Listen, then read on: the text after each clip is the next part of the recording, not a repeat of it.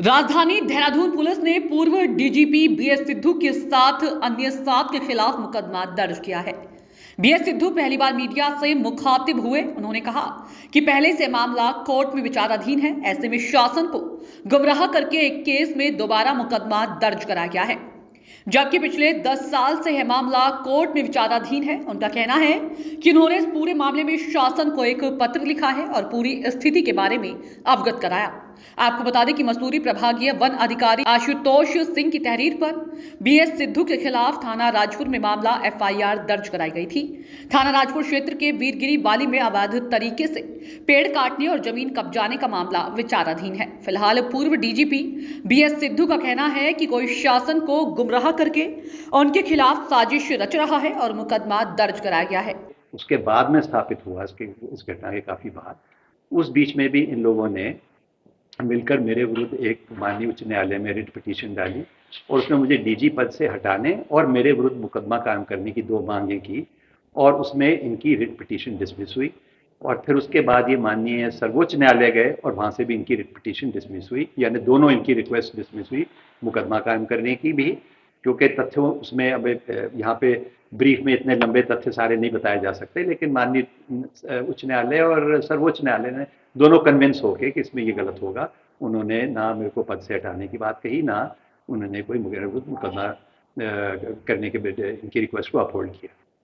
और उसके बाद फिर ये अब से कोई 1 साल पहले राजपुर थाने में वही तहरीर लेके मेरे खिलाफ मुकदमा कायम करने के लिए पहुंच गए। तो थाने में ऑब्वियसली एक चीज़ के ऊपर बार बार मुकदमे कायम नहीं होते हैं, वही नियम है, वही सर्वोच्च न्यायालय के और सभी उच्च न्यायालयों के निर्देश हैं। तो वहाँ पे जब नहीं मुकदमा कायम हुआ तो इन्होंने 156(3) में सीजेएम कोर्ट में एक वो एप्लीकेशन डाली 156(3) सीआरपीसी के अंतर्गत कि मेरे विरुद्ध मुकदमा कायम करने के आदेश दिए जाएं। और उसमें एसीजीएम कोर्ट ने एक बहुत लंबा चौड़ा स्पीकिंग ऑर्डर पारित किया, जिसकी कि मैंने कॉपी आपको अभी प्रोवाइड कर दूंगा कि भी ये मुकदमा दोबारा कायम करना क्यों न्याय और नियम विरुद्ध होगा।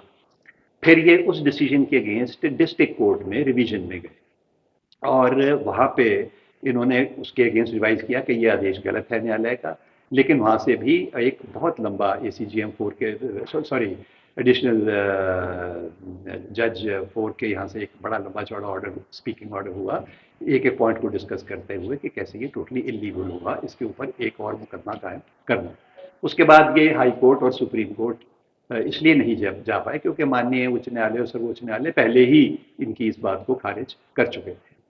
लेकिन सरप्राइजिंग बात यह है कि उसके बाद फिर इन्होंने थाना राजपुर में उसी चीज़ के ऊपर, जो कि सभी न्यायालयों द्वारा जिसके विरुद्ध फैसला हो चुका था और इन सब न्यायालय के आदेशों की कॉपी मैं आपको भी उपलब्ध करा दूंगा इन राइटिंग, उसके विरुद्ध ये मुकदमा कायम हो गया है और इनका कहना है कि ये शासन के आदेश से हुआ है। जबकि मेरा मानना यह है कि कोई भी शासन न्यायालय के आदेशों की एक नहीं, न्यायालय के 4-5 अलग लेवल के निर्देशों की अवहेलना करते हुए, अवमानना करते हुए कोई ऐसे निर्देश